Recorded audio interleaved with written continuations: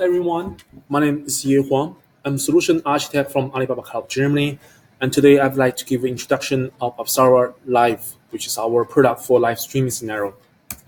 So when people are looking at live streaming, so if you look at classic solutions, what customers need to do eventually is to build up normally a cluster of resources, which is used to get input from sources, which can be user cameras, which can be IP cameras. And then the customer needs to build up their own video storage approach, needs to implement their transcoding approach, and then also need to implement a cluster of content deliveries together with the CDN into the audience. Such a platform needs to be scalable because the content from video from users are also coming down and up through time. So such a work has been proven to be a non-trivial work. So in order to mitigate the issue for the customers, Alibaba Cloud has prepared a product called ApsaraVideo Live.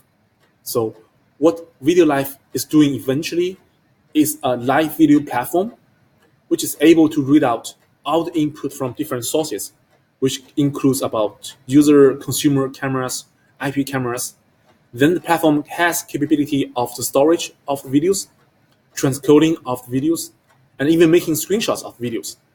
And then the platform also has capability of the content delivery to their audience through the CDN network.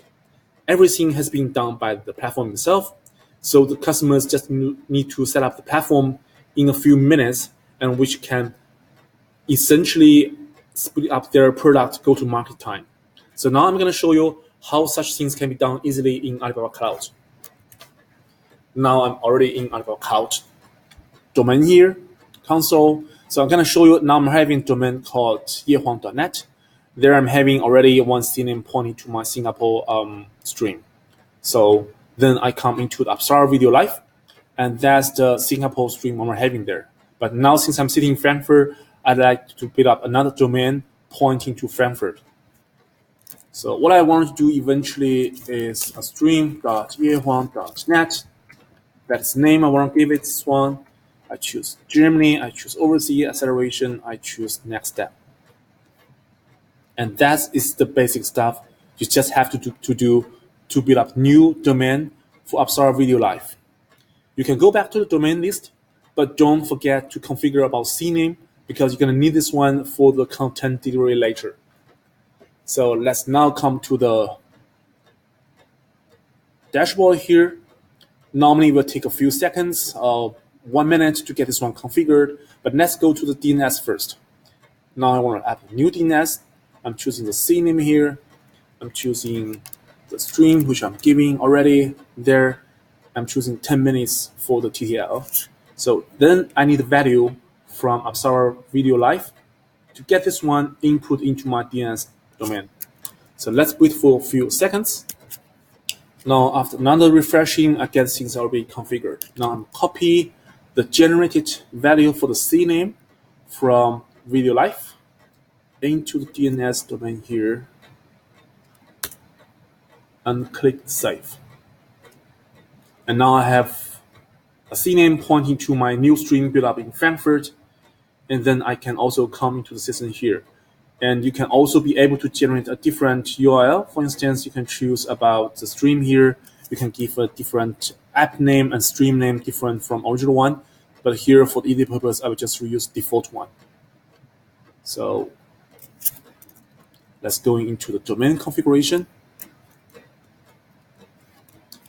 and wait for a few seconds until the CNAME validation has been done. All right, I just refresh one more time, and this one's already been done about CNAME configuration. And here you will see it's already generated an input address for your RTMP with default app name, stream name. You can do this one in the URL generator, which I just shown before, together with output address of video player. And for this moment, you need to go to the access control. Here, go to URL authentication, because by default, we enable this one. But here, for the quick demo purpose, I'm just shutting this one down. Then I'm coming back to the stream part. I copy the whole stream. I can put this one into my ROS OBS.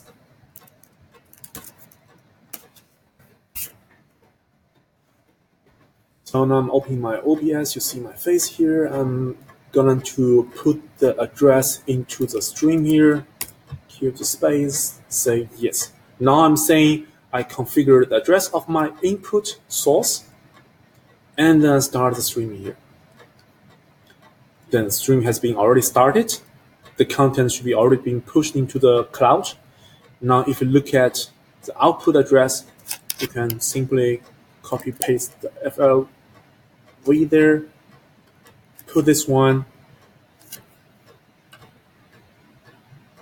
play it, put this one, then you're good to go. The content now is coming from a laptop into the cloud. I'm coming back to another browser running in my laptop or in different location. Let's wait for 15 here. Raise my hands, put one down. Let's wait for 15 here. So as you can see, it takes about 5 to 6 seconds to get the content from my laptop into the cloud and then coming back when all the storage and also transcoding are done already. And I would like to show you more. So besides about doing the things in a few seconds, you can do more features such like the screenshots.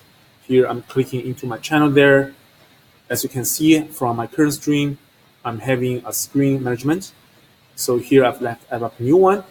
I'm using the default one, so it's the app name here.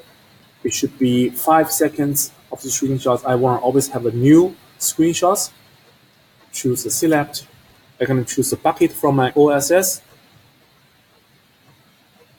Stream, record,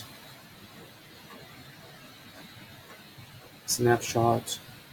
Then I will stop here, click OK, go for it. Now you can see I have been already setting up new screenshot here. And if I'm coming